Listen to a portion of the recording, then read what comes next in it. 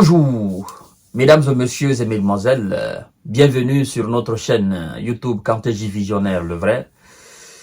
Sur cette chaîne, si vous êtes nouveau ou nouvelle, nous abordons les questions de la géostratégie et de la géopolitique, notamment les questions brûlantes, Moyen-Orient et puis conflit russo-ukrainien.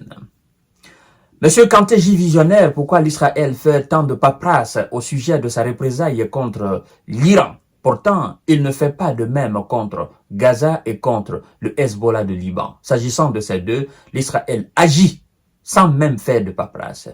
Là, cela témoigne effectivement de la peur que l'Israël a maintenant vis-à-vis de l'Iran.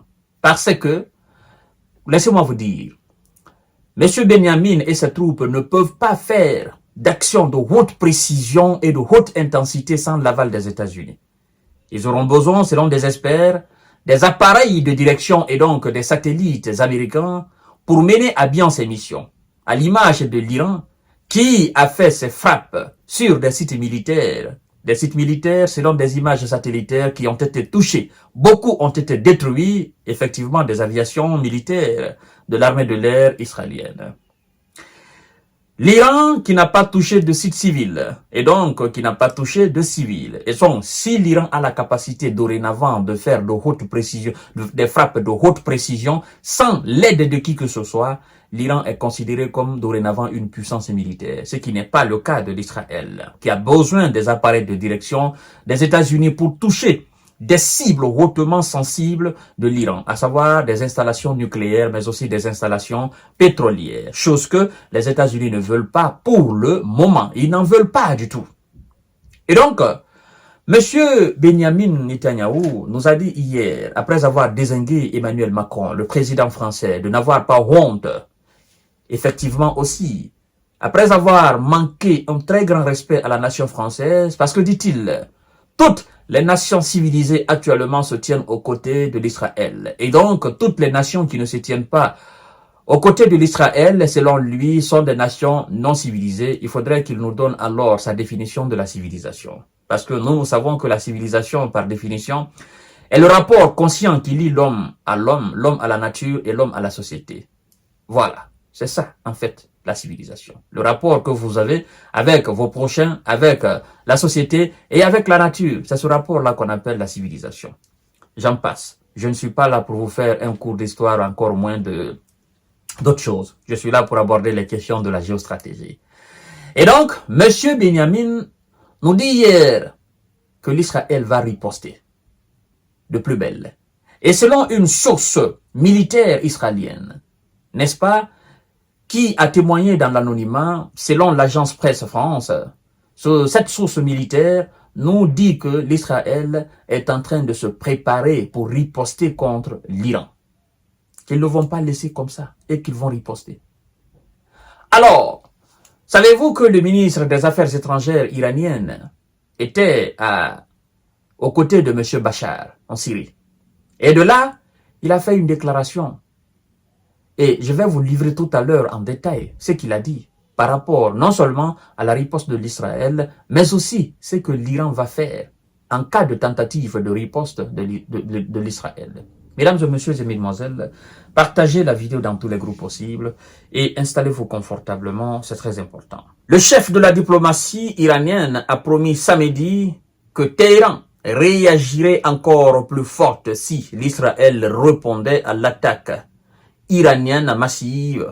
Il dit, je cite, « Notre réaction à toute attaque du régime sioniste, parlant de l'Israël, est tout à fait claire », a déclaré le ministre iranien des Affaires étrangères Abbas Araghchi dans la capitale syrienne Damas, où il a notamment rencontré le président Bachar Assad, allié de Téhéran.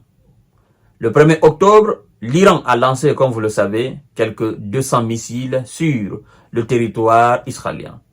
La deuxième attaque directe de ce type en moins de 6 mois.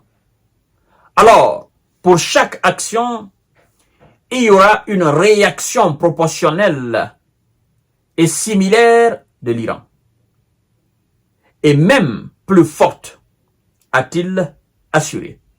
Cette déclaration intervient après qu'un responsable militaire israélien a indiqué samedi que l'armée israélienne prépare une réponse aux frappes iraniennes de mardi. Vous avez compris. L'Iran donnera une réponse proportionnelle ou plus forte même à chaque action israélienne contre l'Iran. Vous comprenez? Et donc, en fait, l'Iran est préparé pour cela.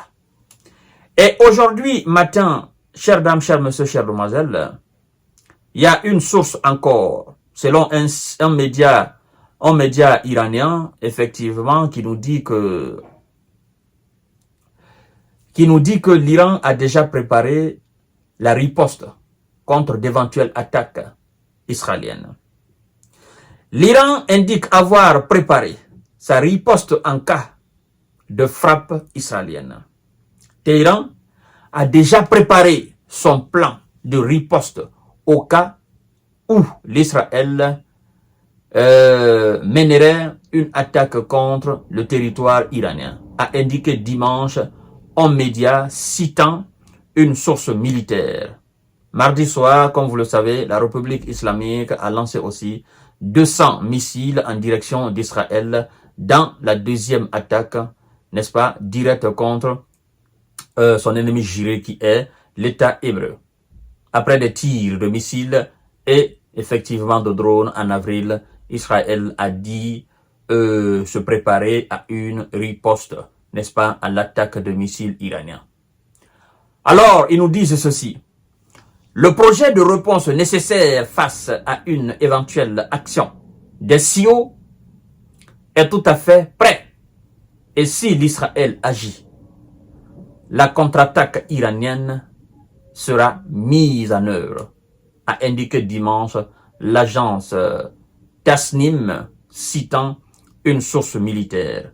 L'Iran possède une liste de nombreuses cibles israéliennes et l'opération de mardi, n'est-ce pas, a montré que nous pouvons raser n'importe quel point que nous souhaitons, a ajouté la même source. Là, c'est clair dans la tête de tout le monde. L'Israël se prépare, l'Iran est déjà prêt. Et l'Iran a déjà les cibles potentielles, hautement sensibles israéliennes, qui seront rasées, seront cette source. Et la question, sont-ils capables ou pas? Je crois qu'on ne mérite, c'est-à-dire, l'Iran ne mérite même plus qu'on lui pose cette question. Parce que, en fait, comme je vous ai dit, entre l'Iran et l'Israël, je crois que c'est pas 2000 km, encore moins 3000 km ou 5000 km. Et les missiles aujourd'hui de croisière iraniens peuvent atteindre n'importe où, n'importe quel village, n'importe quel site sur le territoire israélien. Et c'est ce qui fait peur. Deuxièmement, l'Iran a de multitudes de drones et de missiles. Troisièmement, ce sont des missiles qui vont à des vitesses faramineuses, dépassant largement la vitesse du son.